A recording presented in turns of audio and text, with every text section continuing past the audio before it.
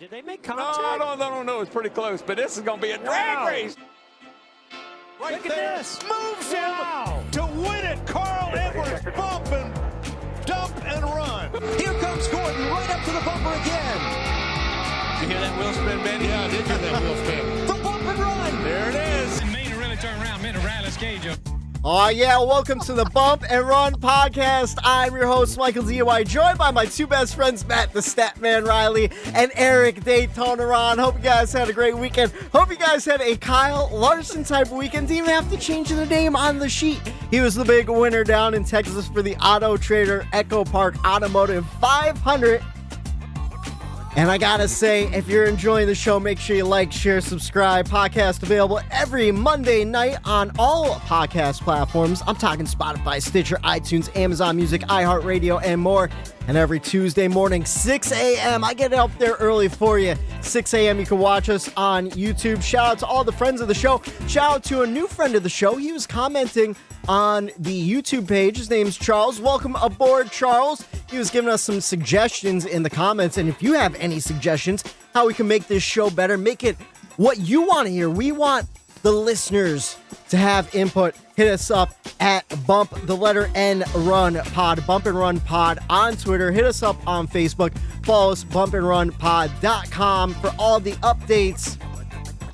And we got some interesting gambling things to add later on in the show for Charles. He had some great feedback when it came to our Chuck. I don't know. See, his YouTube name's him Charles. I don't know if he's gonna like Chuck. Hopefully, Chuck Charles, whatever you prefer, we'll hit you up. But man, how was your guys' weekend, Eric? It looks like it was a good weekend or a rough weekend. I can't tell. You're hitting that Jim Beam early on in the podcast already. I think that's glass number 2 so far, and we're 4 minutes in, maybe.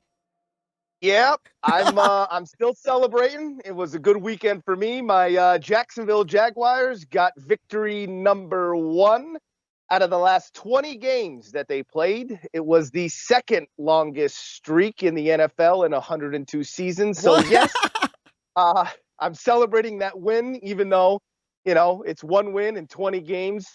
Take it or leave it. A win is a win. All right, let's jump into the gambling right now. Over, under 50. Matt, how many times do you think Eric yelled Duval in the morning yesterday? Oh, over. Oh, easy over. Profanities, way over. Yeah. Way over. It wasn't a smooth game. It wasn't an easy game. Last second field goal for the win.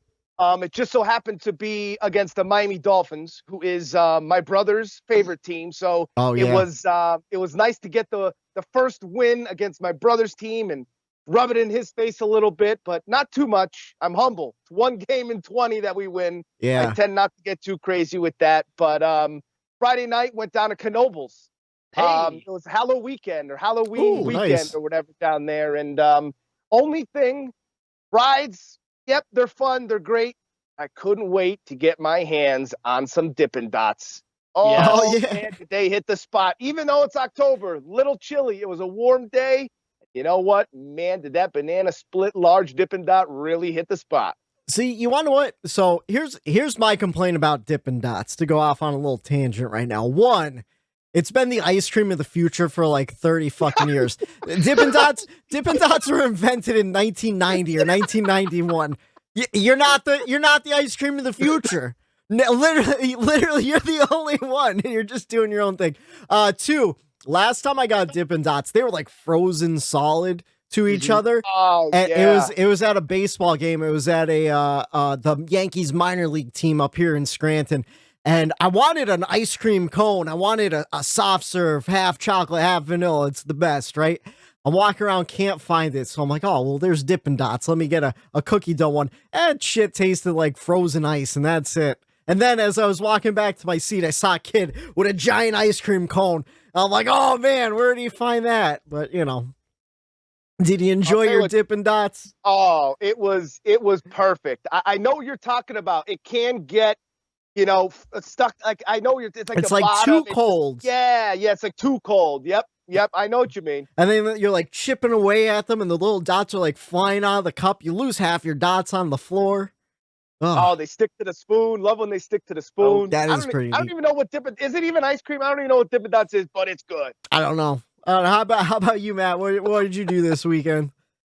Well, I actually had a little bit of a stressless weekend because my Notre Dame Fighting Irish and New York Jets both had bye weeks, so I couldn't lose. Yeah. Except for my football parlays, of course. But I'll tell you what, I'm having a rough go of things with my football gambling. I think I'm just going to stick to NASCAR gambling from now on. All right. Well, I think that's a good idea. And later on in the show, we'll have a lot more stuff to gamble on this week. Yeah. I'm very excited to jump into it. Eric, a little silver lining. I mean, with you being a Jags fan and me being a Jets fan, we really never have a lot to be excited about, like, ever. But we are not the worst team in the NFL as of right now.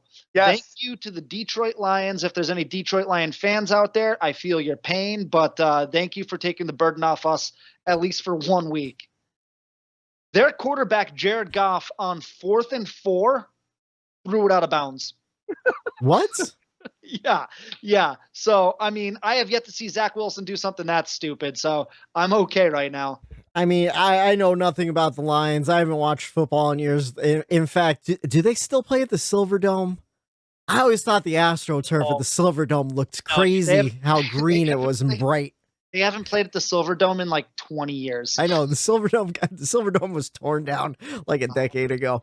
All right, you guys want to jump into the NASCAR news? Yeah, let's do it. Kind of a quiet news week. Of course, we did have 2 days of next-gen testing at the Roval. It seemed to have gone well. They were testing some new ways to combat the heat issues we discussed a few weeks ago on the podcast. Apparently, the way the exhaust pipes are routed underneath the driver's seat, it creates some heat issues in the cockpit, and some different teams are trying some different things. In fact, Tyler Reddick for RCR, they had some cuts in the windshield that was flowing air in, and he said it actually got pretty cold in there. So it should be interesting to see which direction NASCAR goes to alleviate some of those heat issues. Some other teams did some short pipes that came out right by the front tire and everything. So looks like it's still a work in progress, but development is chugging along down there with the next gen cars. A lot of people were happy though with its performance on the Roval. It was really fast, really fun to drive. So it should be pretty interesting. Something that is pretty interesting, Kurt Busch has a little gear wrench thrown in the plans for Kurt and 2311. It seems that their charter deal between Front Row Motorsports has collapsed. No word on why or what they'll do for that second car, but they might be in talks with Spire for one of their charters, so that should be an interesting development. I'm not exactly sure how it would go with the new team and everything running a second car. Obviously, there's cars without charters out there today. JTG Doherty running that second car this season without a charter. But I'm not exactly sure how it goes with qualifying in to the Daytona 500. I know there's an owner's points part to it. And Kurt Busch is a former champion, so I think there might be some sort of provision with that. I'm not exactly sure. I'm not even going to try to speculate. I don't know the rule book that in depth, but it should be interesting to see what happens from that development there. No doubt they'll run a second car next year regardless. They'll figure out a way. Let's see. Just have to touch on something. Of course, the Chase Elliott and Kevin Harvick drama from the last couple of weeks. NASCAR had a short meeting with them in the middle of the week. Harvick said it was literally like 10 words, so they called them into the virtual hauler. Probably said, hey, boys, let's calm it down out there. So, Matt, you're shaking your head. What are your thoughts on that, being a Chase fan? Don't have any. Okay. I'm going to be... All right. I just know that's not what you said in our text message thread. I have nothing nice to say about Kevin Harvick, but... Well, not about Harvick, just over the situation. I know you kind of were like, why is NASCAR even getting involved? Shouldn't it be like a have at it boys type deal? Well, okay. On that side of things, yeah. I mean, I feel like, they haven't gotten to fists or anything like that yet. Yeah. You know, I just think let them do what they need to do. And, you know, that's it. They're grown men. They can figure it out. Yeah. obviously Harvick still has negative feelings towards Chase because he continues to run his mouth, which I think is ridiculous at this point. To be honest with you, it's clearly not over. At least in Harvick's mind, it's not. So I was under the assumption that it was over. Apparently, it's not. So we'll just see what happens. I will say one thing. I was coming off a roller coaster on Friday, and I saw some gentleman there was waiting for either his kids or wife or someone to get off the ride, and he was wearing a 9 Chase Elliott hat, and I was this close to yelling Harvick at the guy. And I'm like, damn, I'm at Knoebels. This is a family place. I don't want to get into a brawl at Knoebels. You know what I mean? Especially over someone who's not even your driver, too. Right. I wanted to chirp him in the worst way. That's too funny. I just thought it was a good call by NASCAR just to kind of be like, hey guys, you each got a lick in, kind of let's cool it now for the rest of the playoffs. Obviously Kevin Harvick though, still holding some resentment over Chase. I don't know. Anyways, he'll be out of the sport soon anyway. We'll see what happens. I think he still has at least another 2 or 3 years. Steve Phelps said the 2023 schedule won't look like the 2022 schedule. Said it's important to have schedule variation, and 2024 possibly be the year we'll see some sort of electrification component added to the engines, not a full hybrid engine, but some sort of electrification. I thought that was pretty interesting. Wondering how it'll play into the next gen car and whatnot. It seems like they're trying to give teams and manufacturers the option to run different types of motors, kind of like V8 Supercar did back in the day over in Australia. They dropped the V8 so manufacturers could run anything they wanted, and they ended up sticking with the V8s anyway, so it should be interesting to see what develops there. Speaking of Kevin Harvick, his team owner, Tony Stewart, getting into some drag racing. He's Tony Stewart Racing to join NHRA in 2022 to run a top fuel car for his girlfriend or fiance or wife at this point, Leah Pruitt, and a funny car for Matt Hagen. So that should be interesting to see Smoke running some top fuel dragsters and some funny cars. Maybe we'll go down to Maple Grove in Pennsylvania one day and check out the drag cars. I like watching drag racing on TV. How about you guys? Oh, I love watching drag racing, man. That is gotta be the most intense thing that you could honestly do. Like, think about it. Like you're sitting in that, like the motor, everything is right there. Yeah. And in 3 seconds, you're going 440 miles an hour in 3 seconds. It's insane. Yeah. Absolutely. Oh, yeah. Insane. We were at when we were at Bristol a few years back, the bus ride that took us from the campsite over to the track, we go right by Thunder Valley where they actually were this past weekend. Yeah. Which is the drag strip that's literally right next to it. And dude, it's like, Eric, you could speak to it. It's amazing. Like it's put in between like these two mountain ranges. Like it's literally like the drag strip's in a valley, hence Thunder Valley. And I can only imagine how loud it gets there. I've personally never been to a drag race. My dad, with his line of work, has been to several. And he's told me, like, once those cars fire off, like, you can feel it in every morsel of your body. Like, it just goes right through you. I can only imagine. Like vibrates your chest and stuff. Right. Now, imagine sitting in the seat of that vehicle, Yeah. like what it does to your body. And, what's his name? What was he? John 72? Force. John Force was 72, and he's running in that thing? Oh, competitively, too. Competitively, which is insane. And you want to know what? Just to that point, I don't want to go off on too crazy of a tangent on drag racing here, but even when you're sitting, like you said, Eric, and that everything's vibrating, like your eyes are vibrating, you're looking at a Christmas tree waiting for it to go green, and your reaction time is how you win races, and like it's literally like 0.05 reaction time, how quickly absolutely insane. Absolutely insane. Impressive. And you want to what? Smoke's girlfriend, Leah Pruitt, or fiance, wife, I can't remember off the top of my head. I believe just fiance. Just fiance. I think. She's one of the best out there too. So it should be interesting to see what kind of drag cars he puts out on track. But maybe he should be worried about what he's putting onto the racetrack up in the Cup Series. Maybe he's focusing a little too much on that. Yeah. I mean, you never know. He's got a lot of hands in a lot of different pots around here. Too many hands and too many honey jars or whatever. He's got the SRX series. He's got his Cup Series team. He's got Eldora Raceway. Now he's got NHRA drag racing team. Who knows? Maybe it does have something to do with the performance. Spreading himself thin. Oh yeah.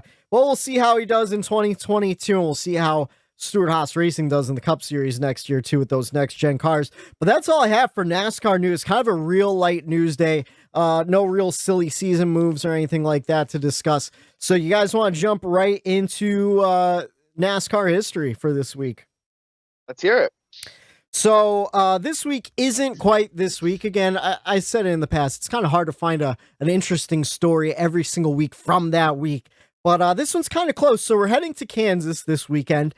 And in 2007, Kansas, the chase for the Nextel Cup and running out of daylight. September 30th, 2007. So we're a couple weeks off, but still a couple years off too. But I thought this was a pretty interesting story. It was the LifeLock 400. The race would be dominated by Kurt Busch, who led 76 laps, but a large portion of the chase field had issues.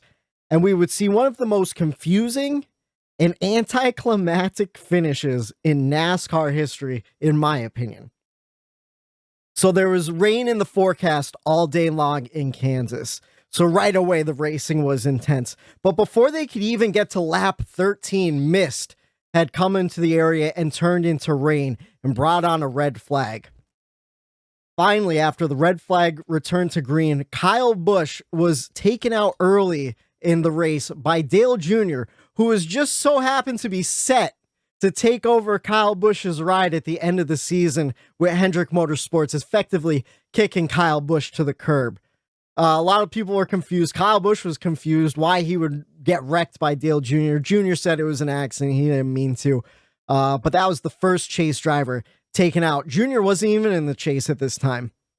Later on, Martin Truex Jr. would lose a tire, Dale Jr.'s teammate, halfway through the race, and then him and Matt Kenseth would get collected in a 15-car pileup later on in the race. But before we get there, we got to rewind a little bit because there was a second red flag for rain. And here's where the controversy starts. So after the rain stopped after 4 hours and NASCAR was attempting to dry the track, the ABC crew pushed it over to ESPN2, immediately upsetting fans. People bitch about this all the time with NBC jumping over for post-race over on NBCSN or wherever. Night. It did happen last night. They were up against the nightly news. But that's what happens with long races. And this was actually the first time it happened in years. ABC had just freshly gotten the NASCAR contract. They pushed it over to ESPN2. So a lot of fans didn't even get to see the race. Now, this second red flag happened after the halfway point. So a lot of fans thought like, hey, maybe Tony Stewart's going to win this race under red flag conditions. He did not. In fact, he was another chase driver that got taken out. The race finally restarted at 6 p.m. But this was at a time when Kansas didn't have lights. In fact, a lot of tracks didn't have lights in 2007. So now the field was not only racing each other for the chase, but racing daylight and weather. With just an hour left in daylight, NASCAR decided to shorten the race from the original 267 laps to 225 laps to try to end it a little bit early, get it in before the sunset. But as you know, cautions breed cautions. That's when the 15-car pileup happened, taking out MTJ and Matt Kenseth and a few others who were not in the chase for the Cup. A few laps later, the 20 of Tony Stewart would wreck out leading the race and take out Carl Edwards with him. Chase drivers were falling apart in Kansas, kind of like what we saw last night in Texas. We'll see if it goes on in Kansas this weekend too. At this point in the day, fans don't know when the race is going to end because right before the Tony Stewart wreck happened, NASCAR shortened the race again from 225 to 210 laps. Again, just trying to get it in before nightfall and before any more weather can move in.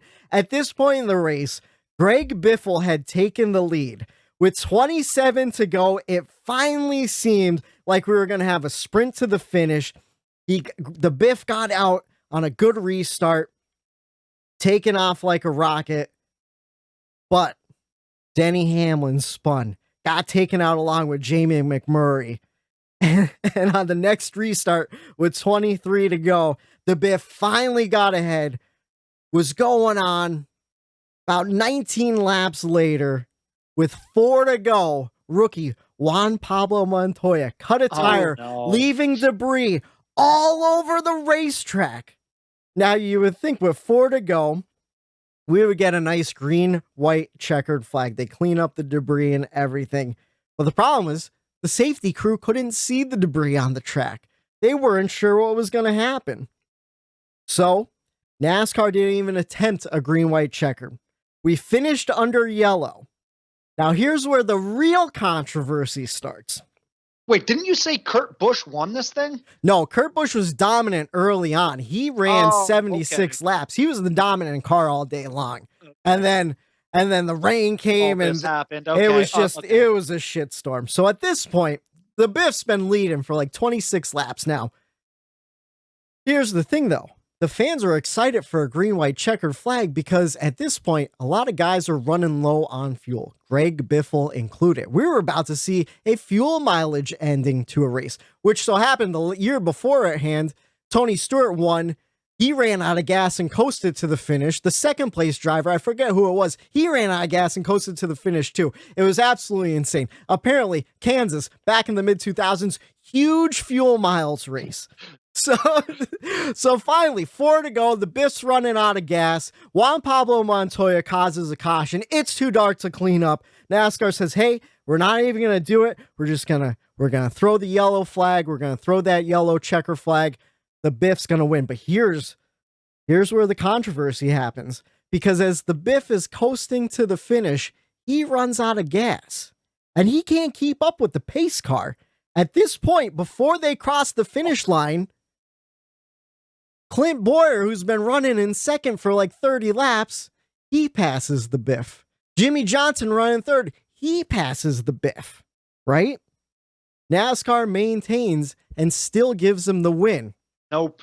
Clint Boyer and Jimmy Johnson, they're confused. They're protesting. They're like, hey, the rule is you have to finish under your own power behind the pace car. Now, NASCAR's reasoning was he maintained a reasonable speed. Now, I know we've complained about some questionable NASCAR calls this season, but man, 2007 takes the cake in Kansas. I'll tell you what. God, I don't know how today. If you want to check out the finish, it's pretty interesting to watch. You can check it out on YouTube. The whole entire race is available. I want to know, do you guys think the Biff won? He coasted on the apron. He was third when he crossed the finish line, and he was out of gas. He was not under his own power. According to Jimmy Johnson. Yeah. You just said it. He was third when he crossed the finish line. Yeah. Right. That's all that matters. That's all that matters. So for the viewers, when Whitey, Whitey's the main producer, obviously, of the show here, and he puts together the rundown for us, and he includes the NASCAR history segment. Well, I always cross it off. I don't read it on purpose so I can give my raw reaction when I do hear it. And while I was listening to that story, well, a couple things entered my mind. First of all, I don't remember that at all. I mean, I was 17, but I was a NASCAR fan. I was watching NASCAR back then. I don't remember that at all. That's insane. The second thing that I thought about was probably because there was a 6-hour rain delay and you tuned out. I was probably out hanging out with Eric or someone. I probably wasn't even home at that point. The second thing that crossed my mind was, could you imagine if that exact situation happened in like the Twitter day and age? With social media we have the way it is now. Oh my God.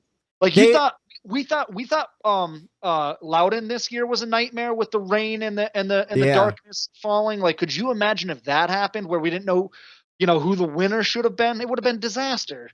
Absolutely. I couldn't imagine the Twitter outrage over this whole entire thing. They would be calling for Steve Phelps' head.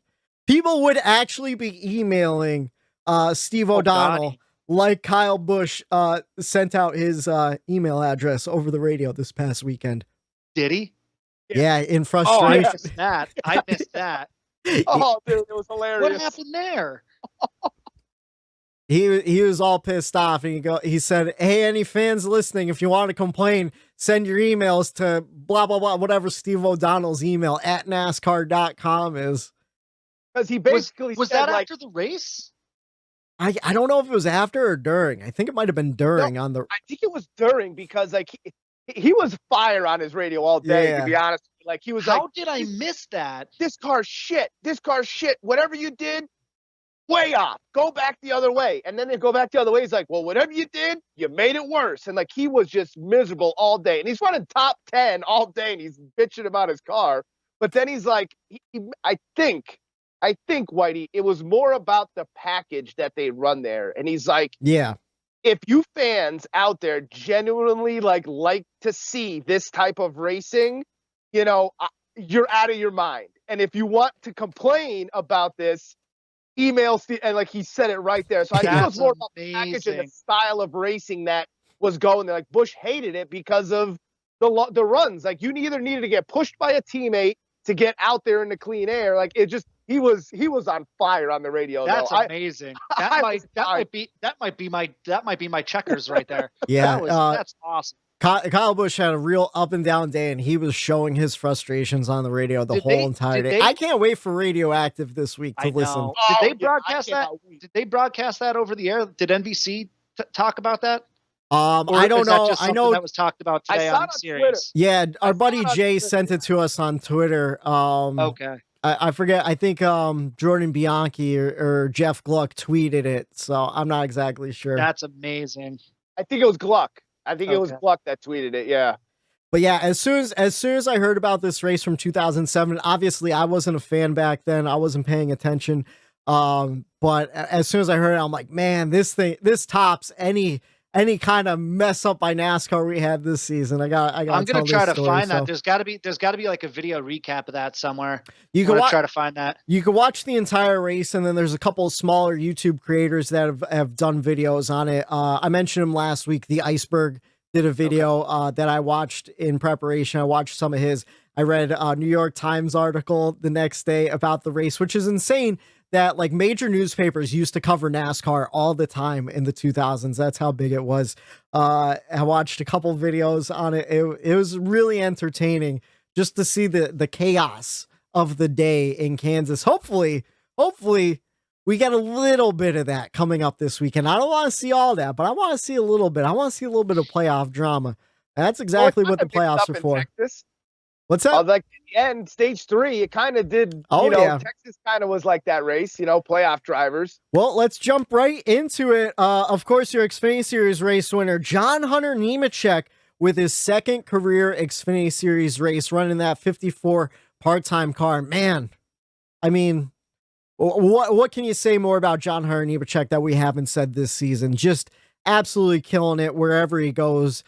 Made the perfect move, moving down to trucks with KBM, and obviously now getting some part-time runs with Gibbs when the money's there for sponsorship. So absolutely, the only thing that killed me, I thought that Daniel Hemrick was finally gonna get a win on Saturday. He had a real strong car, finished second, and I thought Saturday was his day in Texas, but unfortunately for Daniel, we'll see what happens next week. Did you guys watch the Xfinity Series race, or were you watching college football and stuff? I was watching college football, and then took advantage of Notre Dame not being on. We went out and did some errands, went out to dinner, and had ourselves a nice little night. Went to Home so Depot, I picked missed up it. some things. All right. Yeah, I did not catch the Xfinity Series race. Saturday was kind of shitty weather around here where we live, and I kind of took advantage of it being busy during the week. So this weekend, I kind of on Saturday, I did nothing but lay around and relax and take advantage of the bad weather outside. So I missed it, unfortunately. I watched a little bit earlier on, and it seemed like an okay race. I mean, Texas, Speaking of Texas, Kyle Larson going back-to-back weeks, getting his second win of the season in Texas. Of course, he won a non-points paying race in Texas at the All-Star race earlier on. So no surprise there that he went down in Texas and dominated once again. In this time in the playoffs, we had 11 cautions for 55 laps, 8 lead changes among 5 different drivers. Your top 5, Kyle Larson, William Byron, Christopher Bell pulling out a 3rd place finish.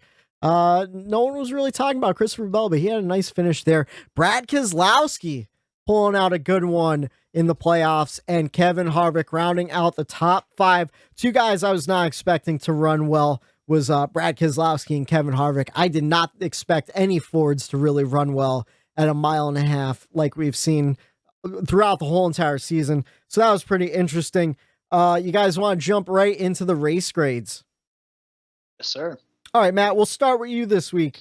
What did you give the race down in Texas? Before I do that, I've got to crack open my ice cold, delicious, refreshing, natural polar. Cheers. Okay, I gave it a C. The first stage was meh. Yeah. As a matter of fact, I was watching the NFL Red Zone on my tablet more than I was watching the race, just because it just seemed to get strung out.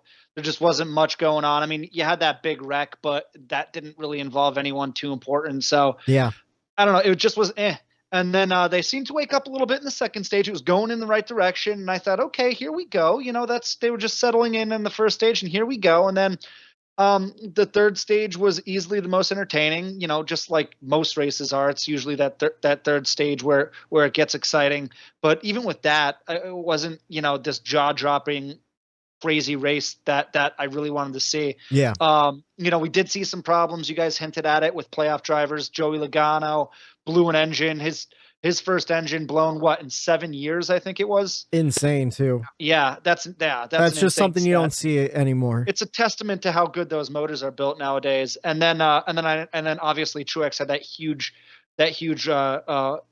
impact on the wall there that ended his day as well. Yeah. Other than that, it was a Larson show, and I don't know, when a race finishes with only 15 guys on the lead lap, I really can't give it anything above a C unless, you know, there were some jaw-dropping things that happened in between, but there really wasn't. Yeah.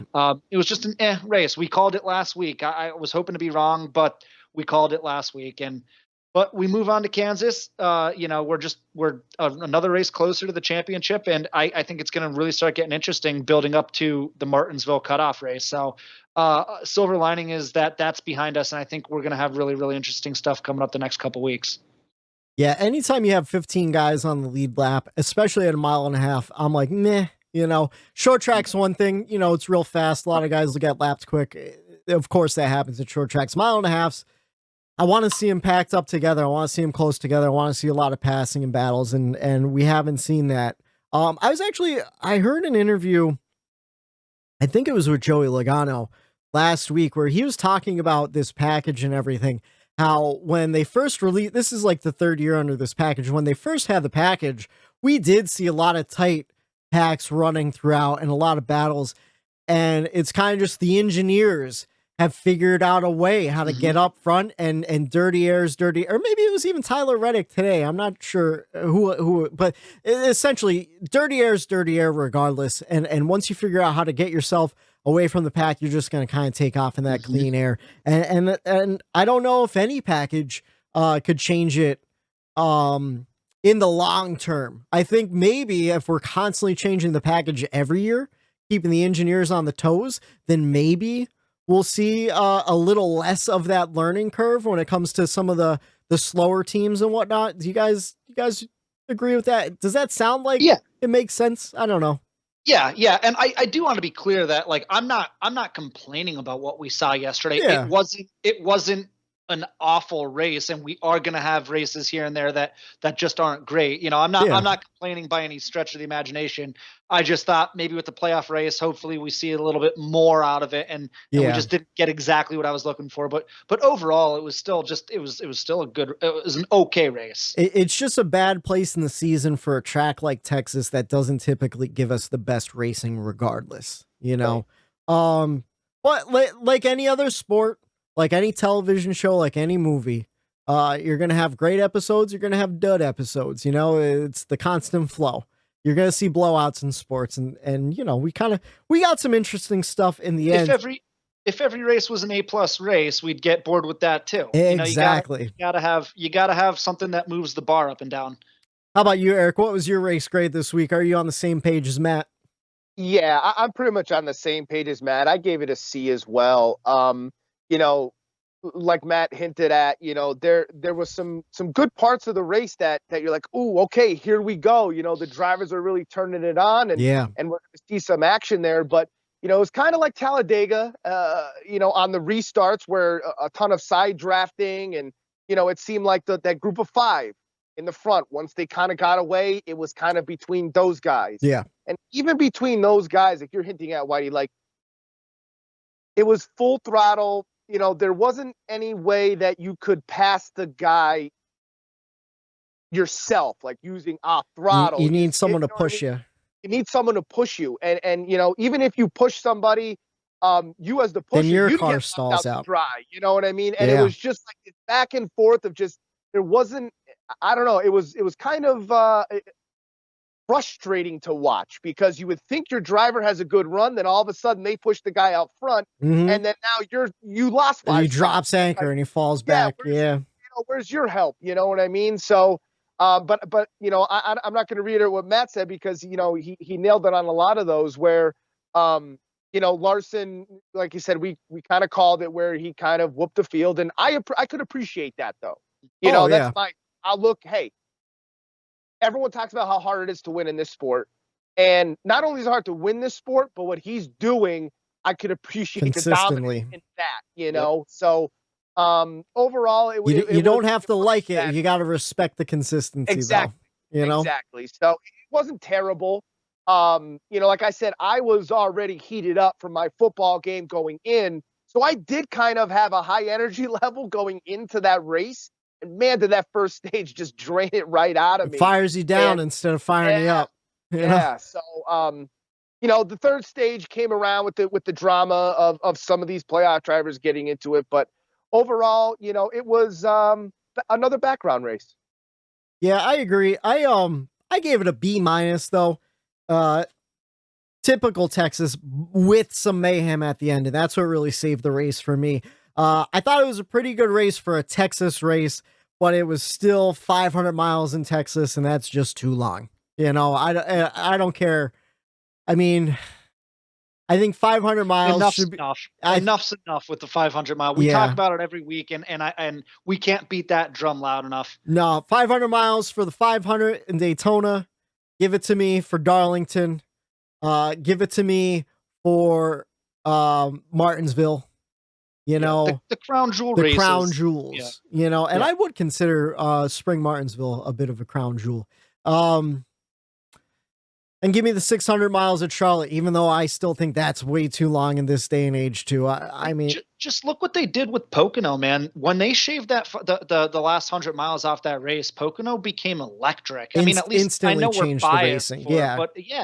But it became really, really fun racing. It became more of a fuel strategy race when you just shave off that last 100 miles, and the race doesn't go 4.5, 5 hours long too. And that's the thing. I would love to see Texas do that, just to see what type of racing we get at Texas. You shorten those stages up, you get the restarts in a little bit earlier before the field really gets drawn out, and you're not seeing those 15 guys on the lead lap and everyone else a lap down. But yeah, like we predicted, half the field was lapped. It was really hard to catch the leader. I think at one point we had 12 cars on the lead lap. By the end, it was 15.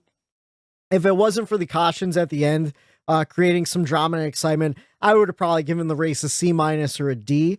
But it was still better than Richmond and Vegas and the Spring Atlanta race in my eyes. I can't remember what I graded those, but it was at least a half a grade better. So it might be a full C or a B-, depending. I can't remember what I gave those, but I didn't think it was terrible. I did enjoy the end. And you want to what? Got to give hats off to Kyle Larson on those restarts, because he absolutely nailed every restart over and over again. And that's just the dominance he needed. He never spun the tires. He never made a mistake. So, I mean, he definitely earned that win too, Well, that's the thing. Like you said about the cautions at the end, kind of saving it. Yeah, they saved it, but then again, they didn't because nothing came of those restarts. Like, Yeah. Each time I'm sitting there, my girlfriend, she's a Kyle Larson fan, and I was getting sweaty palms every restart because I'm like, we all know what can happen on restarts. Yeah. So he absolutely dominated every restart. So like, I was hoping for a little bit more battle between those top 4 or 5 cars on those restarts, but it seemed like as soon as Larson got out, he was out and gone. Yeah. Do it again. Okay, here's another opportunity for a little screw up, another mess up. Nothing. We were all there for Pocono. And I brought that up to Dana. She didn't like it too much. I go, Yeah. oh, here it is, last turn. I said, he could blow another tire. He could. That's the thing. One little tire rub. And none of that actually happened. So, like, yeah, the cautions made it interesting with the restarts. But all in all, Larson just dominated, and the restarts didn't even matter. Yeah. Yeah, William Byron would get out there with him, but he never really even had a shot at taking that. The only person who kind of had a shot, and I know we'll get into it, I think, was Reddick. Yeah. And like I said, we'll get into that in a little bit, or at least I will.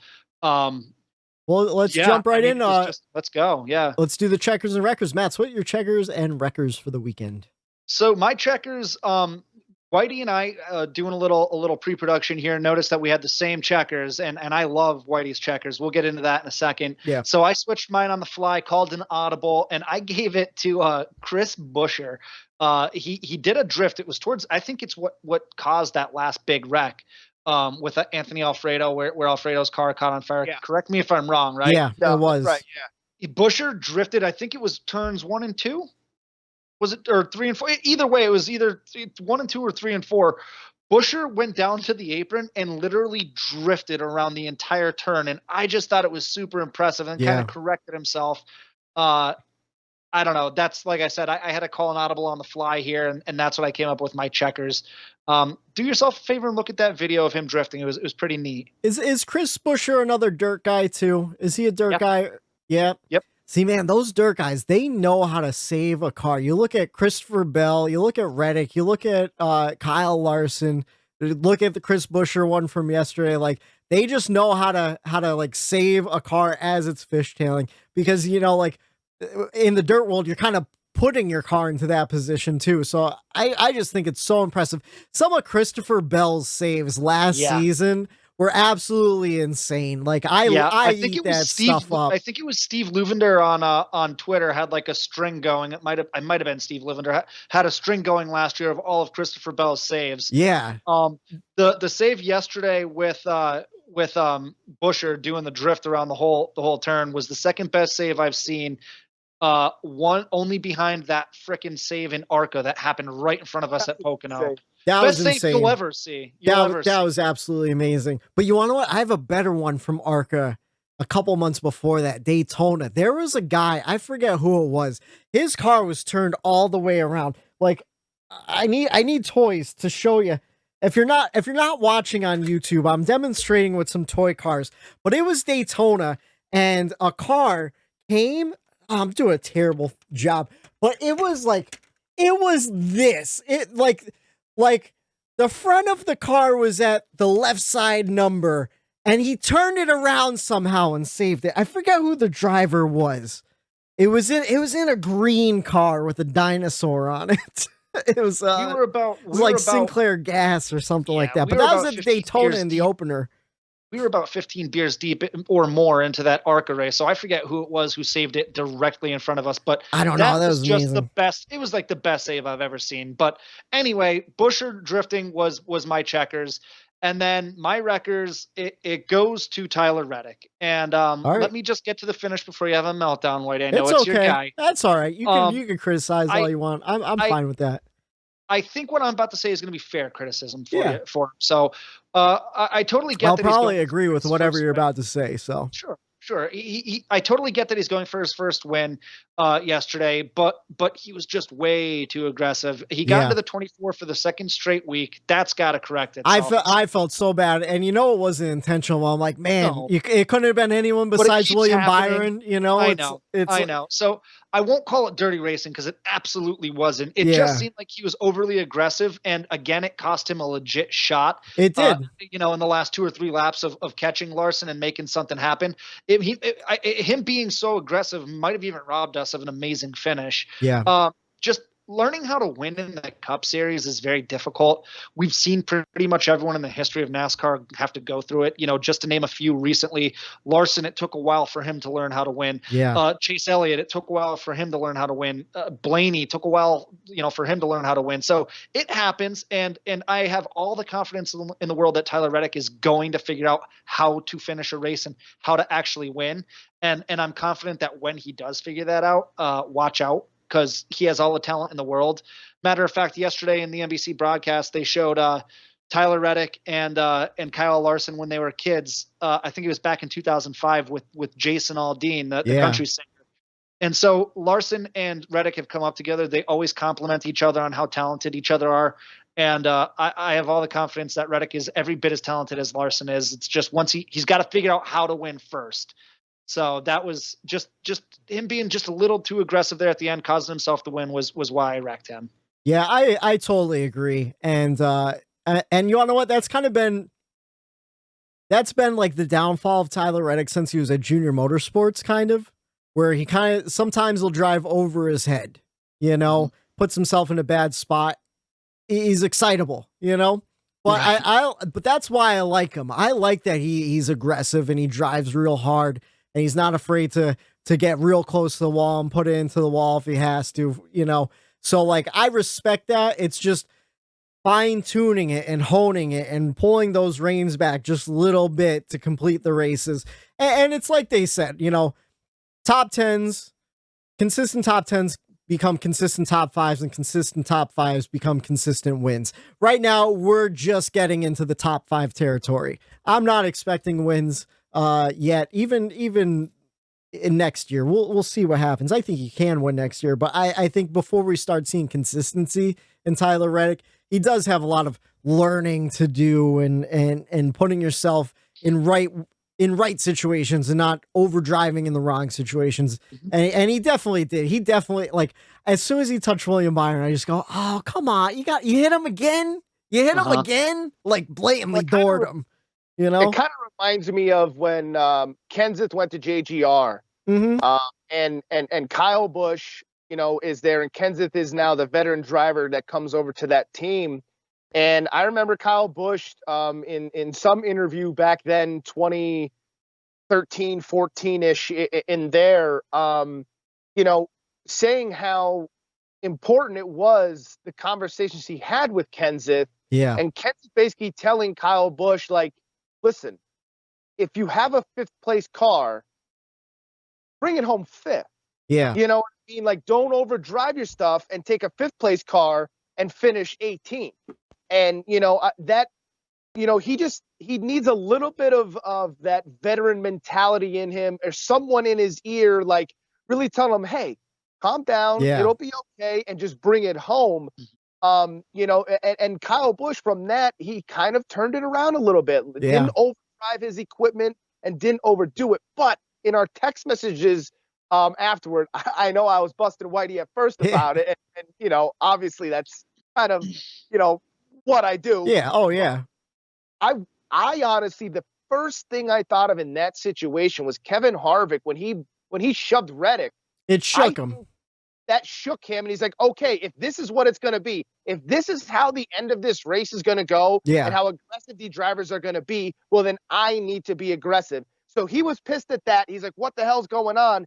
And I think that rattled him. And I think it did too. His mentality way out of it. He wasn't thinking straight or clearly, and he made, like you said, just a move he shouldn't have. And Reddick is going to be fine, like Matt said, because he's a professional. He went up to William Byron. He takes care of his problems like a man and owns up to them. So I don't think it'll be an issue carrying on any forward. At least I hope not. But yeah, hey, no. It could be a new battle and rivalry that could be interesting. That 8 and the 24. All I could think about was back in the day when I would play NASCAR Heat, and you'd accidentally get into somebody, and then after the race was done, you'd get like those fake tweets at you like, why'd you wreck me? And I wanted to Photoshop one of William Byron going to Tyler Reddick like, why would you do it 2 weeks in a row? I thought we were supposed to go camping this weekend, you know? Like you said, if it was anyone but William Byron, it was just an aggressive move at the end of a race trying to go for it, but it was unfortunate that he was there. No, and like you said, I was disappointed because he definitely had a top 3 car all day long. He was fast all day long, and just an overly aggressive move put him in ninth place to finish. Definitely not the finish that the day in general would show. But you know, he's again learning his second season. You look at the guys he came up with right now: Christopher Bell, who has 1 race on the season, and Cole Custer, who's kind of been non-existent. And those guys used to dominate in the Xfinity Series race. Everyone kind of learns the Cup race at their own level. What's up, Matt? I think that paint scheme that Reddick was driving was just naturally drawn to the 24 to rattle his cage. I think it was. I think it was. And you want to know what? I think if he got a little bit closer to Larson, he would have rattled the 5's cage too and turned him around. Yeah. I swear. Yeah, I think so. I think that... I think something overcame him. Like he wasn't even controlling his body at some point. There was times I'll jump into in my checkers, but go ahead. I think it's a perfect segue. Yeah. So I'll give my check. Usually we'll give the records after. My checkers goes to Tyler Reddick's paint scheme. I know we rely on nostalgia a lot in this sport, and I know sometimes we're all living in the past and it's not the best thing, but damn, god damn, did that car look good out on there. And man, it was just eerie watching it because you'd see just a line of Camaros and Camrys and Mustangs, and then you'd see that black number 8 pop out, and like a little bit further back, it's a little blurry on the TV. It looked like Dale Sr.'s like 1994 Chevy Lumina popping out of line to make some moves, and it gave me chills. It gave him chills just sitting in it too, which I thought was pretty amazing. And I just wish they could run that scheme every week. But Eric, you made a good point though. It's kind of like, I know what you're talking about, the nostalgia and all that, but I said like it's kind of a shitty scheme. Like everyone was loving it. Twitter, social media loved it, but then I'm looking at it, I'm like, man, that's awesome, it's sick. And then I'm like, you know what? It's kind of a shitty scheme. It's just the nostalgia that draws us to it and makes it so noticeable. But if you really unfold the layers, it's not that good. It's 3 colors. It's black, a silver stripe, and an orange stripe. But it is because it's just that iconic look, you know. And I think you want to what like with cars nowadays, like every scheme every week is different. They go all out for the paint jobs. Back in the 90s, you had like the Skull Bandit that was green and white, and it just said Skull Bandit on it, and a guy with his bandana on. You know, you had a lot of they ran that sponsorship every race, so you knew this sponsor went with that number, that car, and that's what it was. There wasn't these different paint schemes every other week and everything, so it made those schemes more noticeable. And even like back in the day, like one of the most colorful schemes besides Jeff Gordon's was that old M&M's car, right? But it never changed. It was always the same M&M's car. Kyle Busch is driving the M&M's car every other week these days, but it's constantly changing to a different M&M product. It's like, hey, try the crunchy ones and the car's blue this week. Try the dark chocolate ones and it's purple or whatever. So I feel like just that, even though it was basic, and you're right, it is kind of just a shitty, plain old scheme, but it's got that draw that it looked out of place. It looked old school. It looked like an old Lumina cutting through, like, I don't know, it was like the ghosts of racing pasts, you know? Junior had the line of the day where he's like, I think that paint scheme adds an extra 10th to Reddick's laps. Absolutely. It definitely did. That's why he was running 3rd place instead of 8th. Usually, if you watch Reddick long enough, you realize he runs a lot of these races sitting in 8th place, which I always thought was kind of ironic. But Eric, what was your checkers for the weekend? My checkers goes to the one and only Joey Logano blowing his engine. Thank God. I of that. I couldn't have been it. When I saw that friggin' cloud of smoke come barreling out of the back of his car, I was ecstatic. I didn't care about my fantasy lineup, nothing. No. I'm like, you know what? This is the greatest thing to come out of this race. It was boring. It was a snooze fest in the beginning, came around, and then Logano blows his engine, basically forcing him into a must-win to advance into the Final Four. I couldn't have been happier to see that engine go. Yeah, that's going to be interesting. I even texted you guys yesterday. It's going to be real interesting because right now, Logano has to win. Martin Truex Jr. basically has to win his way in. I disagree. And we got Martinsville coming up. Go ahead. What do you mean you disagree? I disagree. I agree with you on Logano having to win. Yeah. He's 43 points back. Truex with 22 points, man. He has a couple good stages, and you know, Kyle Busch +8 has a couple bad stages where they're not getting points. Yeah, and Truex can get himself right back into contention. Oh, and that's why I said he essentially needs to win. Like things could happen, but I mean, we're looking at Kansas. Buries himself even deeper after Kansas. I think so another too. 550 package. It's the same package we were just at. And it hasn't been run well. They've fallen off the last few races. So, you know, it goes over to his favorite, the 750 package, short track package come Martinsville. Yes, that is his opportunity. Yeah. But man, something tells me next week he buries himself even deeper in the field. And, you know, it's almost going to be a must win. And I'll tell you what, very, very good probability that he does get that win in Martinsville. It's true. So good there. I tell you what, I hate to see the season coming to an end, but I am very excited to see Martinsville as that cutoff race. It's going to be great. But you want to snake around, Eric? What was your wreckers for the weekend? Well, you know what? It actually works out perfect because my wreckers is Martin Truex Jr. Okay, he just was bad. He, you know, non-existent for a lot of these last races. Yeah, and it's very unlike Martin Truex. He's usually a model for consistency, a model for being up front, just like his teammate Denny Hamlin. Yeah, you know, that's him up there. Oh, here's Martin Truex again, dominating another race. Here's Martin Truex winning another one. I remember a couple years ago, it was just like everybody was getting sick of Martin Truex Jr. because he was winning all the time, just like Kevin Harvick. And when you become a winner, like the Denny Hamlin, and even now, Kyle Larson, everybody, he's a fan favorite. Yeah. And people are starting to get a little irritated that he's winning all the time. Oh, yeah. And that just comes with being great. Just comes with winning. You see it in other sports, you know, when you're the best team and you stay on top for a long time, you know, you tend to get some haters in there just because they want to change someone new in there, a better opportunity. But it gets just boring, you know? Yeah.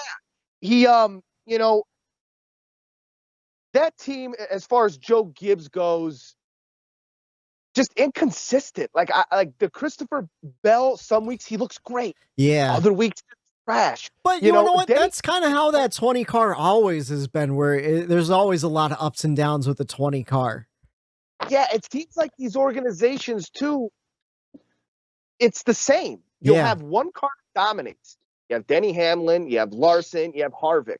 Yeah. You know what I mean? And basically, you have Blaney right now. Those are the guys dominating for those teams. And yeah. you go underneath their team. Yes, Hendrick has some wins there, but like I said, the consistency from week to week is up and down. Yeah, Bowman could win a race, but then he'll DNF the next three. Yeah. You know what I mean? Like, it's just so Martin Truex he doesn't have that like it factor that he usually has, where I do have confidence saying, okay, he's 22 points out. Shit, that ain't nothing. But this year, I think that does mean something. So whether or not he finds that little piece that he's been missing, but you know, he just coming down, just sloppy racing. When he came down on the 99, like he came down on the 99. Totally his fault. All his fault. And Suarez said, like, listen, with this package, I'm not lifting. No. Like, I can't. No one could afford to lift. So either you get out of the way and you lose spots, or you get run over, essentially. Yeah. And, you know, that 99 car was running exceptionally well. And he got a top 10 yesterday, you know? Right. If he lifted for Truex, he might not get that top 10. So I had to wreck, you know, MTJ and just I hope he could turn it around. I like him as a driver, and I think he can be another champion, but he's just missing something right now, just a little bit off.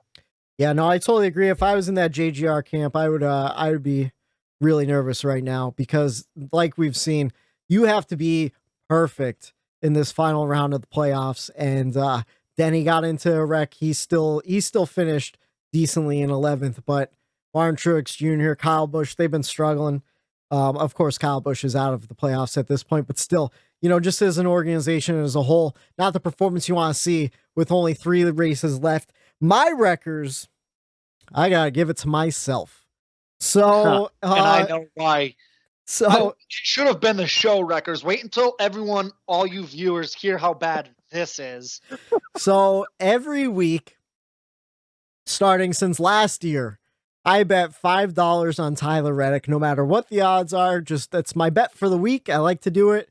It's fun for me, And over the last couple of weeks, he's been showing some good performance. So I've upped it to $10. Well, midway through the week, I'm feeling good. There's a lot of good vibes in the atmosphere. I'm just feeling Texas is going to be our week. We're coming off a second place finish. It was like Thursday. They unveiled the Dale Earnhardt tribute type car. On the podcast last week, the NASCAR history was how Dale Earnhardt Jr. got his first win in the number 8 car in Texas, and just all sorts of stuff was just adding up. And you want to know what? I'm feeling good. I'm feeling good about Reddick. I'm going to double my bet. I put $20 on him. And I said, you want to know what? Fuck it. Let's see what 25 will do. Betting $25 for Reddick to win would have won me $900. And I'm like, you want to know what? It's a long shot. I know. Realistically, I know. But I'm just feeling good. So we get to that final red flag where everyone's stopped. And I check my FanDuel account. I go, well, let me see what the cash out is right now. The $25 bet cash out is now at $159.90. He's sitting in second place. He's being scored at second place. And I Cash out. And I texted you guys, knowing the answer. I go, hey, should I cash out? We're like, yeah, dude, he's not going to beat Larson. Like, he's not going to beat him. Just cash out. And in my mind and in my soul, I knew that was the smart decision to make. But I said, you want to know what? Fuck it. In my head, I'm thinking, if I cash out, that means I don't believe in my driver, and I'm not going to do that. I'm keeping this money on the line for Tyler. I'm giving him my good vibes to get that win, It doesn't pay to be a hero, buddy. Now, during this, my girlfriend's doing some ironing, and I turn to her, I go, I could win $159 off this bet right now. You think I should cash out?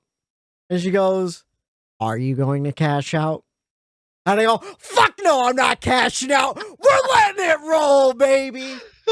Well, that restart happens and some shit starts happening. He gets into William Byron, and I'm checking the FanDuel app. Look, can I cash out now? Can I cash out? I'll take $50. Just give me $50. So I didn't get to cash out. I lost $25. Just add it to the giant chunk of money I've spent betting on Tyler Reddick. You should have taken it from someone who has been losing and losing and losing for the better part of a month. Oh, now. yeah. I should have just taken the cash out. That money, $159, man, that would have gotten you back pretty much all the money that you put down the whole year. Pretty much. Then you would have had free money to bet on for the rest of the year, but nope. Yeah, nope, didn't happen like that. That would have been the smart thing to do, and I knew it was a smart thing in my head. A lot of things were playing in my head at this point. Specifically, friend of the show, friend in general, Eric's cousin Shrey. He loves to do an impersonation from the Water Boy, and at the end of the Water Boy, Bobby Boucher's father comes and he gets to meet him, and he's thinking, whoa! Spoiler alert! I mean, it's a 25-year-old movie if you don't know already. Bobby Boucher's a football player, and he's not the brightest. Mama says he can't play foosball, and his daddy comes, and he's wondering like, oh, should I play football or should I go back to school? And Bobby Boucher's dad goes, don't be a fool. Take the money, dummy. And I should have did it. But you want to know what? Sitting here Monday, knowing what I know, I'd still let it on the line. And that Dale Earnhardt number 3 throwback card, you gotta bet the house on that son of a bitch, especially with a restart to go. So I wrecked myself, but I ain't even that mad. Matt, what was your records for the weekend? I gave it. It was Tyler Reddick. Oh, did you? Oh, okay. Yep. I forgot it because we jumped into my checkers. And That's all right. I round robin did. Okay. All right. So that's I think that's all I really have. Let's go through the race notes. We touched on Martin Truex Jr. He led a few laps, but so far the last 4 races, he's been pretty much non-existent in the playoffs. Christopher Bell rallied to a 3rd place finish. Good for him. Kyle Busch had an up and down day. Of course, he had that speeding penalty and just threw off the rhythm all day long. And like we said, he was complaining. And if you want to complain to Steve O'Donnell, I'm sure you can find his email there. Kyle Busch encourages you to email Steve O'Donnell at NASCAR. Denny Hamlin caught up with some action with Chase Briscoe. The second time this year that he's gotten into Chase Briscoe, gave him a little bit of a tire rub, and that tire rub went down. He got into the inside wall, still finished in 11th place. I tell you what, Denny Hamlin, when they go out on track, they do not leave any point on the line. They go out and they get as many points as they can, no matter what the situation is. So good to see his team throw that car back together and get him back out there. What's that? He has some choice words for the 14. I can't wait to hear it back. Yeah, if there was a clip floating around on Twitter, a video clip of him basically calling him an effing idiot and all sorts of profanities. Yeah, Chase Briscoe really not making friends with Denny Hamlin out there, which is crazy because he looks like a young Kyle Busch. You'd think they would get along a little bit. He does. Look at him side to side. It's those eyes. Joey Logano, blown engine, put himself in 8th place now, negative 43 points below the cut line.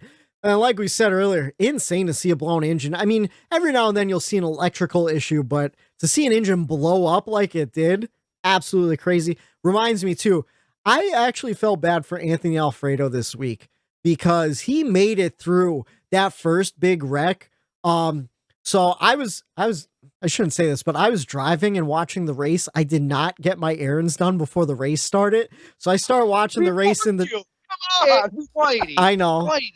He didn't listen to us at all, Matt. He didn't listen to us at all this week. Like 9 a.m. yesterday morning, and I said, Whitey, get your errands done now because the race starts at 2. It's those 2 o'clock starts, man. I got used to the 3 o'clocks. Thankfully, we're going back to 3 o'clock next week for Kansas. I joked around with you. I said, Whitey, when the race started, Whitey, I know you're still in Target. Get over to the TV section so you can watch the race. I wasn't in Target, and the reason why I didn't respond was I was watching on my phone in the Wendy's drive-thru. I sat in that Wendy's drive-thru for 20 minutes, too. They were so freaking slow.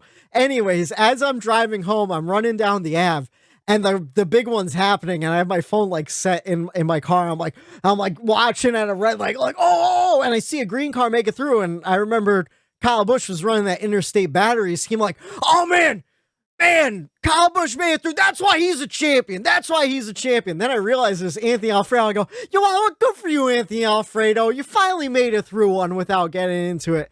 And then lo and behold, 3rd stage, he gets caught up in one. His car's on fire. He's jumping out. I felt bad for Anthony Alfredo.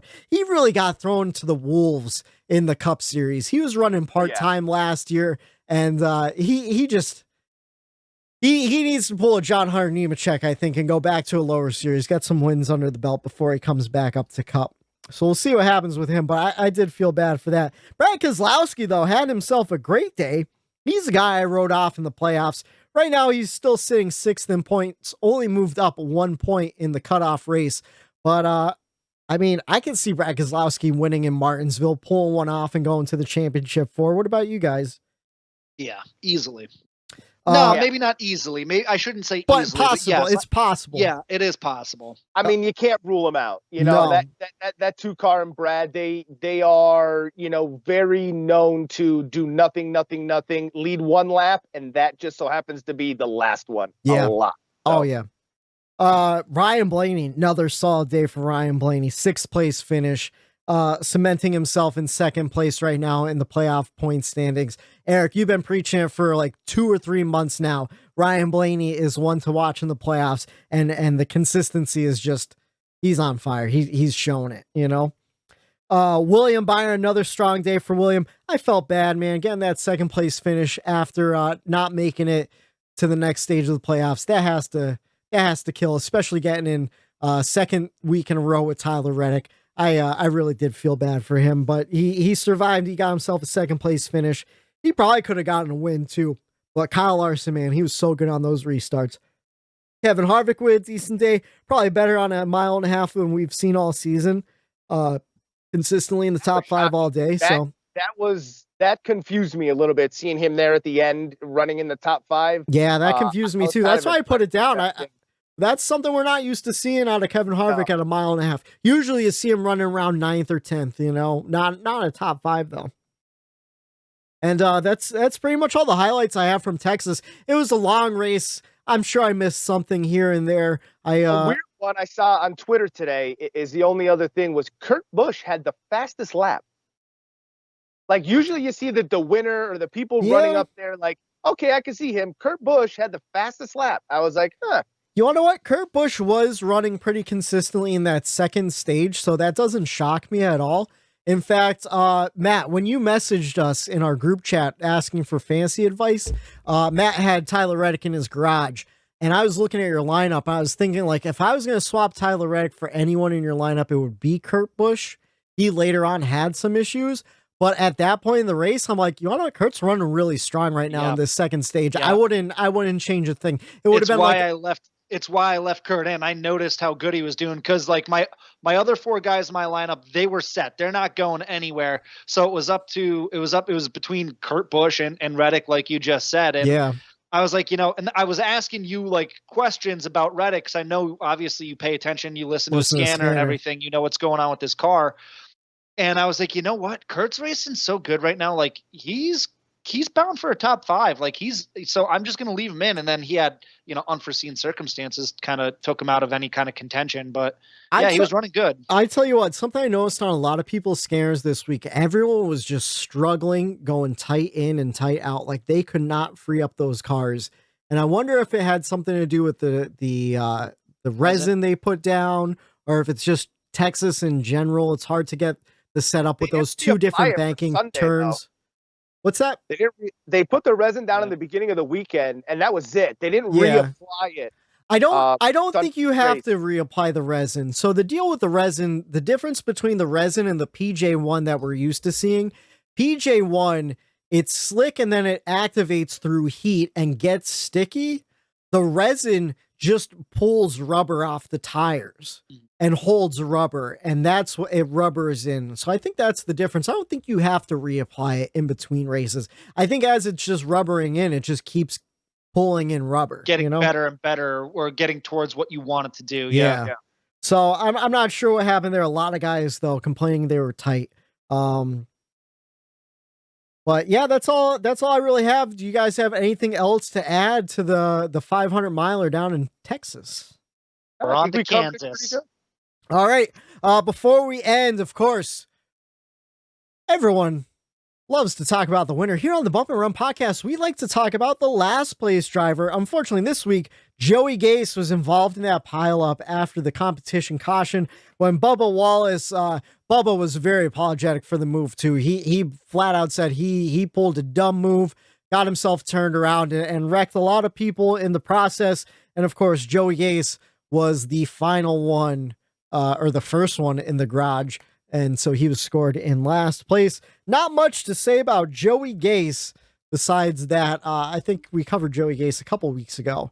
We tend to see the same drivers in the last place position. It's crazy, right? All right. We're burning through the show time, but I got 2 pick-a lanes. They should be quick. This one should be really quick.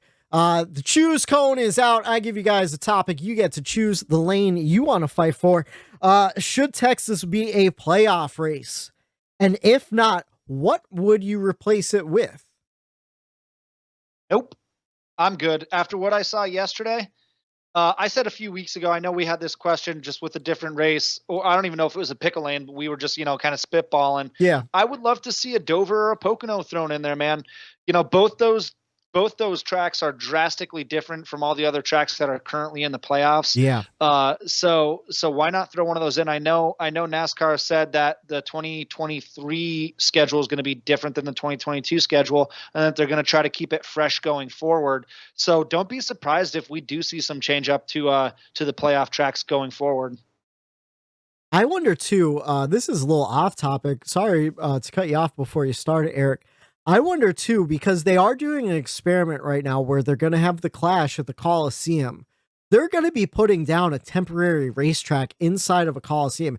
Do you think we could see some sort of touring short track race that goes from stadium to stadium? Could we see a race at like MetLife Stadium in New York or one of these larger stadiums? Do you think that's a possibility for a playoff race? What you're saying is like every year that touring track goes to a different stadium. Yeah. I like that idea. Yeah. I mean, I guess the jury's still, I can't answer that yet because it all depends on what happens. What we see at the Clash this year. It could be a disaster or it could be the coolest thing ever. I don't know yet. Yeah. And it's okay. It's okay to kind of wait until we see what happens before we make a call on that. Oh, absolutely. And this whole Clash at the Coliseum, this has been years in the making too. So I'm sure the logistics and everything would take a long time to figure out. That popped into my head literally in that second. I go, I wonder if they could do something like that in the playoffs. Just constantly have like one rotating track. I don't know about in the playoffs doing something like that. I think maybe in the regular season, rotate that track around. But I think in the playoffs, you're going to want to go with something that's more of a standardized track, if you will. All right. Sorry for the tangent, but back to business, Eric. Should Texas be a playoff race? If not, what would you replace it with? Or would you change something to make Texas better? No, I think leave them with the All-Star race. Let them have that. Let them play around and do whatever the hell they want at the All-Star race. As that was an entertaining race. Right. It blew us away as far as our expectations. So leave them with the All-Star race. And, it's funny because, like Matt said, I threw Pocono in there. It's a beautiful time of the year right now. It could either be 85 degrees that day, or the lowest it's going to get right now, it could be 51, 52 like it was today. You know what I mean? And the cars could still run with that. Nice and cool. And the cars will run really fast. That would be interesting. The backdrop. The foliage. Oh, it would be beautiful. It would be so nice. I just think it would attract fans just for that aspect. And, the camping would be awesome there. And, I think Pocono, for that aspect, but also like Matt alluded to, different. It's a totally it's not a road course, it's not a short track. You know what I mean? It's not your typical mile and a half. So I think it would throw a wrench into the playoffs as far as what teams are used to. Being three guys who go every single year to the race too, I'd be totally fine with if that was our only only race, waiting. Oh, I'd be okay waiting the entire season to get to that playoff race. I'd be totally fine with it. I'm going to go against you guys. I think Texas should stay. I think we should shorten it. But if it was to go away, I think this package in particular, we have an issue with 1.5 mile tracks. If anything, I would swap it with Homestead. Put Homestead back in the playoffs, which is coming back next year. But I would swap it with Homestead. I would get rid of all other 1.5 miles in the playoffs. And I would go to a Pocono. I would go to Coda instead of Texas. I would try to have every track in the playoffs as unique as possible and just have 1.5 miles being Homestead, because I think that's the best 1.5 miles that we go to all year. I think that puts on the best racing at a 1.5 mile track. So throw Nashville in the playoffs. Nashville was a good race this year. Absolutely. So yeah, and then I thought of one. I didn't tell you guys about this one. I thought about it when we were talking about Kyle Busch. Kyle Busch does a lot of complaining on the radio. If you were part of Kyle Busch's team, would you take offense every week when he's saying this car's shit, our team is shit, the team gave me a shitty car? Would that motivate you to give him something better? Or do you think that motivates them to kind of not care and say like, all right, well, if you don't like what we give you, well, we're not going to try either. Do you think Kyle Busch's attitude affects his race team in that sort of way? No, because that tells me that he cares, that he wants to win, that he has the drive. If he knows his equipment's shit every week and doesn't say anything over the radio and lets his team give him shit every week, he's giving up. Tell them that they're giving him shit. You're not going to know, your crew chief and your team isn't going to know they think they're doing great every week if you're not telling them that you're shit. So that's the way I look at it, like constructive criticism in a way. I just think there's a difference between. Yeah, I was going to say, Matt, the delivery. I think there's a difference between constructive criticism and just being an asshole. Yeah. I don't know. I mean, every single driver out there bitches about their car. Every single driver, every single race. I guarantee you, Larson wasn't 100% thrilled with his car yesterday. Oh, absolutely. But to me, it's all about delivery, man. It's all about, if I was on that crew and like Whitey said, and that guy was, he was just trashing us all day long, I'd have a word with them afterwards. Dude, listen, there's a way to do things, and that's not, beating us up in public like that. I mean, everyone hears that. They run radioactive on Fox. Like, everyone hears that. There's a way to handle business. And I've actually come to appreciate Kyle Busch a lot more over the past few years. Just because, I mean, he's raw and he's real, and you get exactly what's on his mind. And I either love him or hate him for it, Right. Well, how about this, Matt? What happened when Elliott and Harvick thing happened? What came out of your mouth? What ran into your head in those moments? Raw emotion, exactly. It's just raw emotion. So That's when you're exactly behind the race car and you're behind that and your car is shit, that's raw emotion. Yep. So and that's why I don't. Car, and it's like, damn, I think outside of the car after race day, he's not going back to the garage area, or he's not going into that team meeting going, hey, this car was shit. Fuck you. You're giving me garbage every week. The adjustments are shit. He's talking to them.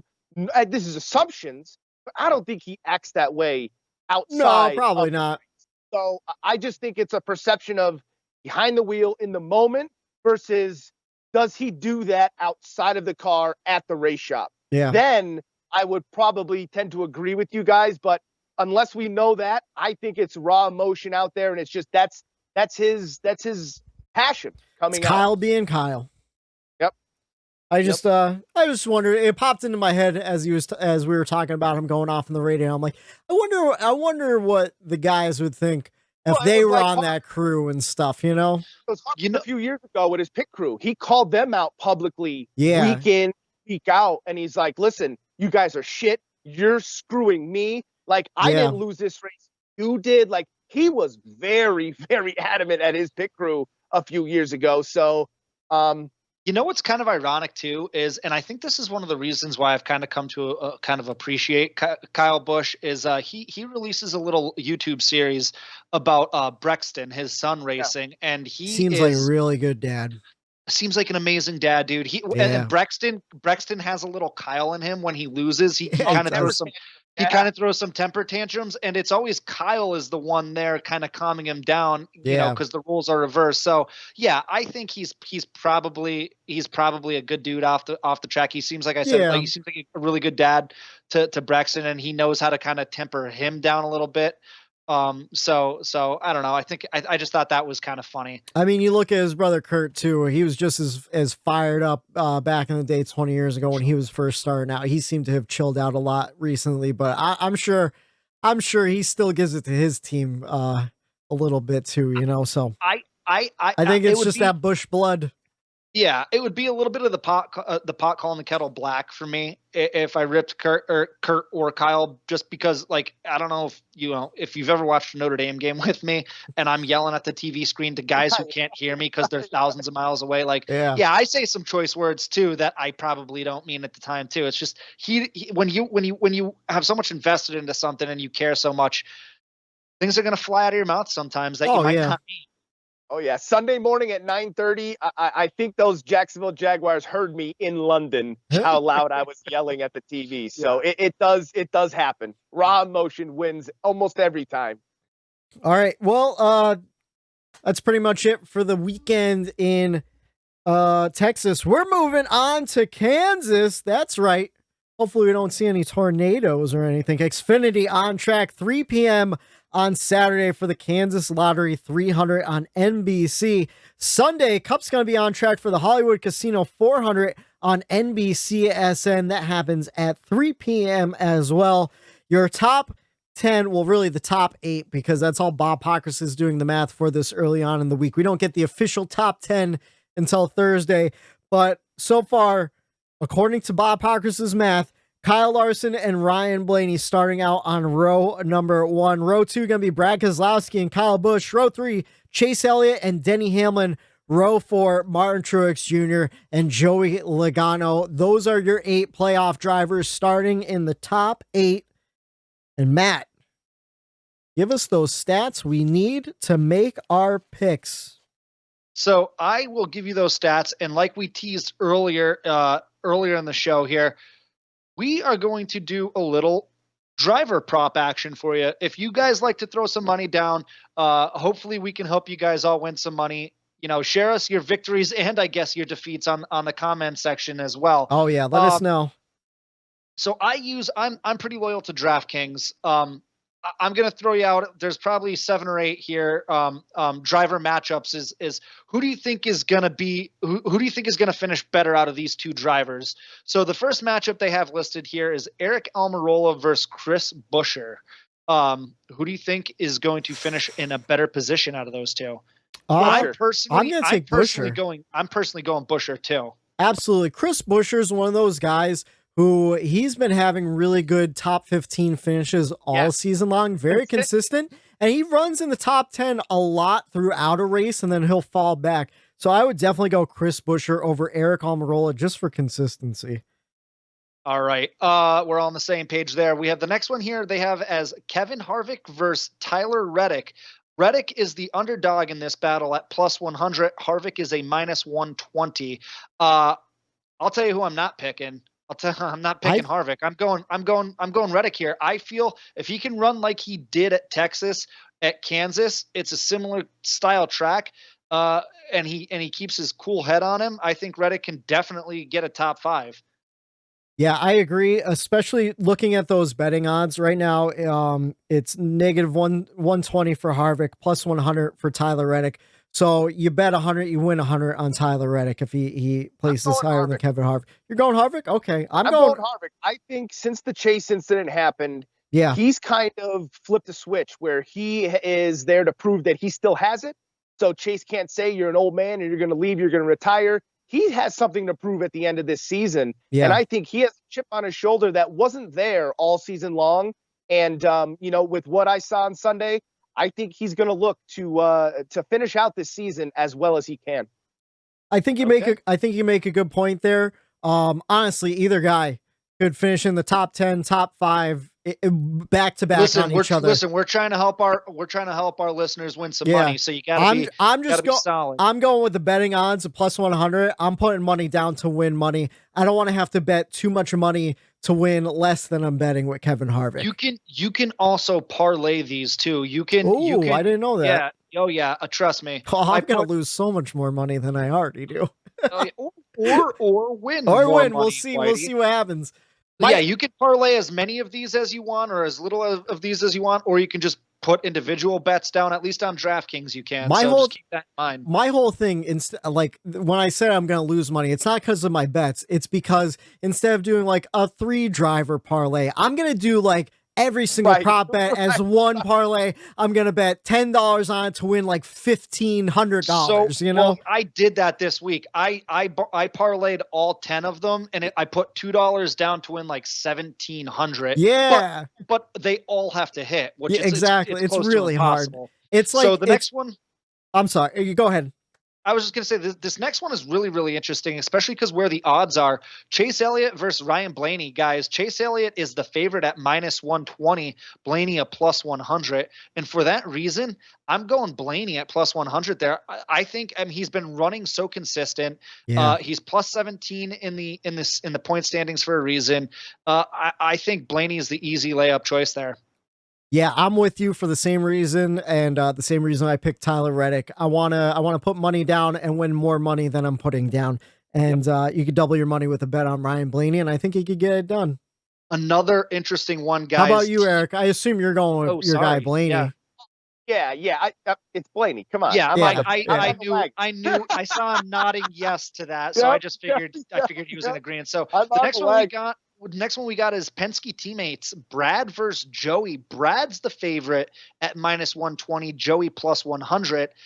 I'm going Joey here. I'm taking the underdog in that one, and I'm going Joey. I just think I don't know what I'm doing here, but I think he's due. Yeah.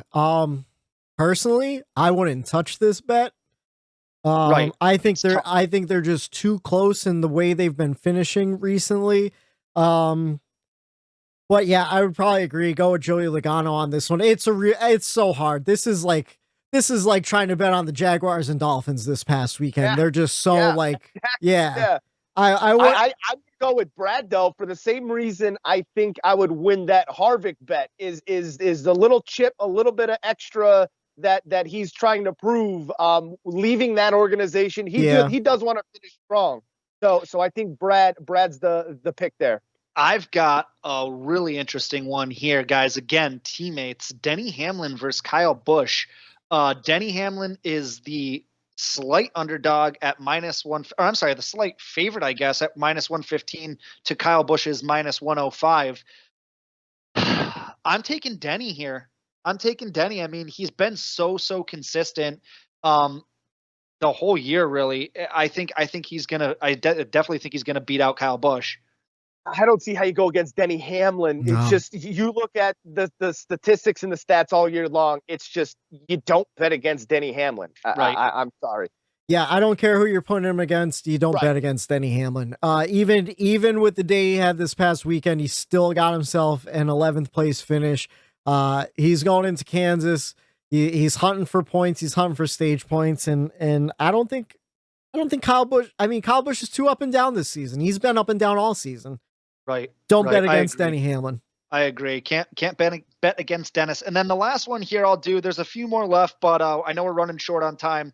So William Byron versus Martin Truex Jr. This is super interesting as well. And no surprise, Martin Truex Jr. is actually, never mind. I read that wrong. Martin Truex Jr. is the underdog in this one at +100. William Byron at -120. Honestly, and that's probably because of just how well William Byron just ran at Texas. Yeah. They seem to run pretty good. Martin Truex Jr.'s specialty is that 750 package. They're running the 550 at Kansas. I think you got to roll with William Byron here. Take that favorite. Yeah, 24. Roll on. I totally agree. Take William Byron. He's Hendrick Motorsports at 1.5 miles. They're running well. The only reason why I could see him not running better than Martin Truex Jr., especially what Martin Truex Jr.'s performance the last couple weeks, is something on pit road or something like that. MTJ's been way too inconsistent in playoffs, especially at 1.5 miles. And yeah, I won't bet for Martin Truex for next week. Yeah, save him for Martinsville. Yeah. There is one that I think is actually pretty interesting that you didn't touch on, Matt, is Daniel Suarez and Chase Briscoe. Daniel Suarez is at -115. Chase Briscoe is -105. So they're both very similarly placed in odds. But I would go with Daniel Suarez after this past run this weekend. I agree. Trackhouse Racing, I think, has just been they've been inconsistent, but when they're on, they're on. And I think going back to 1.5 miles after a good run at 1.5 miles, I think that's a good bet. Yep. And to avoid any kind of lawsuits or anything like that, those lines were provided by DraftKings Sportsbook. Yep. So yeah, thank you, DraftKings. They I actually was nervous because like I said earlier in the show, a new friend of the show and viewer Charles, he suggested that. And I was like, man, I don't think the sports odds come out until like midway through the week when the actual lineup came out. I checked and it wasn't there. They weren't out. And then right when we were getting ready to come on here, they were out. So yeah, they probably come out a little later on Monday nights. But yeah, if you like any of those odds, I would jump on them now because they might change throughout the week depending on things that might happen. So that's true. And I like doing that. So as long as those odds are out before we start recording every week, I think we'll continue to do that. What were you going to say, Eric? I'll tell you, like we do the fantasy, which I'm kind of catching Whitey. I didn't realize this in our picks every week that we do for the race winner. Oh yeah, you are. Should do like a mandatory 3-pick parlay in that. And every that's week, kind of fun. So like for like this betting action, we're going to do it too as a team. So not only do we have the race winner and those points, we'll also have our betting odds at the end. We'll each pick 3 of those to parlay together and we'll total, our wins as far as that goes for these, driver versus drivers. Yeah, that's a good idea. We'll do that for next season because we only have 3 races left in this season, but that'll be fun to add for next season for sure. Let's just review our picks from last week in Texas. I picked Kyle Larson. He got me 58 points. Matt, you picked Kyle Busch. He did get you some good points. He got you 40 points, so you'll be picking second. I'll be picking last. And Eric, you picked Denny Hamlin. He got you 34 points, so a better finish than Kyle, but he didn't have those stage points that Kyle did. So he got you 34 points. You came in last this week, so you will pick first. Matt, give us those stats we need to make our decision who is going to win in Kansas. So yeah, these stats are more or less geared towards probably your daily fantasy lineups, right? Your DraftKings daily fantasy lineups. So we'll go Kansas. Here we are at Kansas again. Like I always do, the last 4 races are the stats that I pull from Kansas. We'll go with wins. Denny won this race back in 2019, this playoff race. Dennis Hamlin. Again, Dennis won in the summer of 20. And then Logano won this playoff race last year. And Kyle Busch won the first out of his 2 wins this year, earlier here at Kansas. So those are your last 4 winners at Kansas. Your average finishes inside the top 10. You've got Harvick at a 4.3 average finish, Kyle Busch at a 5th place finish, Martin Truex Jr. a 6th place average finish, Chase Elliott with a 6.3 average finish, Brad Keselowski with a 7th place average finish, Dennis Hamlin a 7.3 average finish, Willie B an 8th place average finish, and Bowman will round out your top 10 with an exact 10th place average finish. Just something to note there that stood out to me. That's 8 guys with an average finish inside the top 10. Yeah, I think that's the most we've had. That tells me that we're seeing a lot of the same guys finishing inside the top 10 more recently at Kansas. So definitely something to look at there. And then our favorite stat that we use here on the Bump and Run podcast is the top 5 most points accrued, which is crucial more for your fantasy lineups that you do, season long, if you want to see who's really going to put up the most points. Denny, again, 184. He'll lead the way there, 184 points over the last 4 races at Kansas. Kyle Busch, right behind him with 175, Keselowski with 169, Chase with 166 points, and then Kevin Harvick will round out your top 5 with 163 points accrued over the last 4 races at Kansas. And those are your stats. All right, Eric, and you will be picking first. So who are you going to win in Kansas? You know what? I liked, hearing that 24 in those stats there and the way he's been running, but the way that 8 has been running next to that 24 and with that 24, I think I'm going to stay away and go with someone that you didn't mention in any of your stats. Oh, but this okay. year, A dark he horse. has been the model of consistency in the top 10, top 5, going with that 12 car of Ryan Blaney. Wow, okay. Blaney.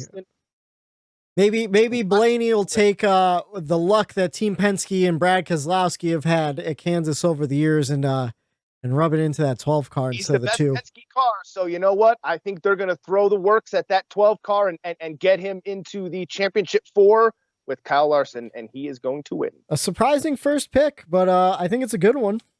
How about you, Matt? You're going second. What is your pick to win Kansas?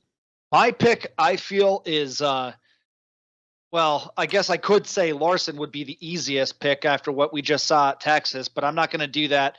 Someone who kind of struggled this past week that I expect to rebound. He's won every race, or he's won a race in every round of the playoffs. Someone that I fully expect to be in the championship 4. Someone who's been the most consistent all year long. That FedEx number 11 is going to Phoenix. He will punch his ticket. Dennis Hamlin wins in Kansas. That's what I thought Eric would have picked. I thought he would have picked either Kyle Larson or Denny Hamlin, the 2 hot shoes at this point. Which leaves me with Kyle Larson, and that leaves me with a hard debate because I didn't think I'd have the opportunity to pick him, and I'm not sure if I want to pick him because he did just win at Texas. He won the week before. Can he go 3 in a row? I mean, he can. Will he though? Think about it. I mean, yes, the competitive spirit's still in him. He still has to be out there, for sponsors and everything. Yeah, but like he's locked in. Points don't matter. You don't carry points over to Phoenix for the championship. It does nothing for you. So is he gonna sandbag or is he gonna play around and try to learn some stuff? I mean, Kansas and Phoenix don't correlate, so it's really tough. I almost want to say stay away from Larson, but I am going to stay away from Larson. Looking at the playoff picture, I'm looking at a guy who's sitting 8 points out. He's in a Team Hendrick car. They run really good at 1.5 miles, and he needs a win. Well, he doesn't need a win to get his way into the round of 4, but it sure would help relieve some pressure going into Martinsville. I'm going with Chase Elliott to bring a rocket ship to Kansas and win his way into the round of 4 and run for that second championship. Hell yeah, brother. Not the pick out. In fact, I thought honestly, I was going to go William Byron as like a backup. I figured someone would have scooped up Larson and everyone. A good pick, man. I wanted to go Hendrick, but I go my gut all the time, man. Like just that once I think and I have it in my head, like I go with it. Yep. I think that Ryan Blaney pick is really good, especially at how Team Penske has run in the past here. I know, obviously, Team Penske isn't running the best this year, but they still are real consistent. And Ryan Blaney is the most consistent over there. So I think it's a great pick. Wins, it's always a win where you're like, oh, shit, Ryan Blaney just won this race? Like, yeah. It's like, okay, there it is. And, like, that's how he's got to this point so far. Fun fact. Fun fact, Matt. This is the first season that Ryan Blaney has multiple wins. So I think he can get his 4th win of the season down here in Kansas. We'll see what happens. Son of a bitch. Great running joke. I love it. All right, to review the playoff picture, Kyle Larson locked in first place to the round of 4. Ryan Blaney in second with 17 points to the good, looking for a win down in Kansas. Denny Hamlin sitting in third, 9 points to good, also looking to win. A win solves all your problems going to Martinsville. You don't even have to worry about it. Kyle Busch sitting on that line, 8 points above the cut line. Can he make it to the round of 4 with a win at Kansas? We'll find out this Sunday. 5th place, Chase Elliott, my pick for the week. He needs to get a win, calm his mind, put that Harvick stuff behind him, and look forward to the championship 4. Will a win happen? I don't know, but he's negative 8 points behind the cut line. Brad Keselowski, 15 points behind the cut line. Martin Truex Jr., man, not where I thought he'd be at this point in the playoffs. Negative 22 points behind the cut line. And Joey Logano absolutely needs a win, either at Kansas or Martinsville, to advance. He is negative 43 points below the cut line. Who will it be?